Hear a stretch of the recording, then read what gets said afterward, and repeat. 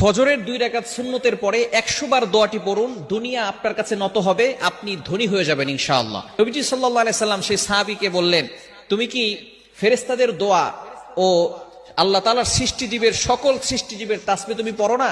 তখন নবীজি সাল্লাল্লাহু আলাইহি সাল্লাম এই দোয়াটা সেই সাহাবীকে শিক্ষা দিলেন। এই সাহাবী সেখান থেকে চলে গেলেন। চলে যাওয়ার পরে কিছুদিন তিনি আসলেন। আসার পরে বললেন, ইয়া রাসূলুল্লাহ, ইয়া হাবিবাল্লাহ, আপনি আমাকে যে দোয়াটা শিক্ষা দিয়েছিলেন এই দোয়াটার আমল আমি করেছি। এই আমল করার ফলে আল্লাহ পাক রব্বুল আলামিন আমাকে এত পরিমাণ সম্পদ দিয়েছেন, এই সম্পদ রাখার জায়গা এখন আর আমার কাছে নাই।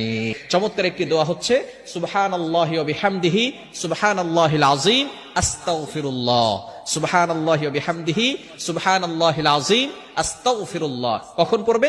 সুবহে সাদিকের সময়। এই সময়টা হচ্ছে 2 রাকাত নামাজ, অর্থাৎ ফজরের 4 রাকাত নামাজ, 2 রাকাত সুন্নত, 2 রাকাত ফরজ।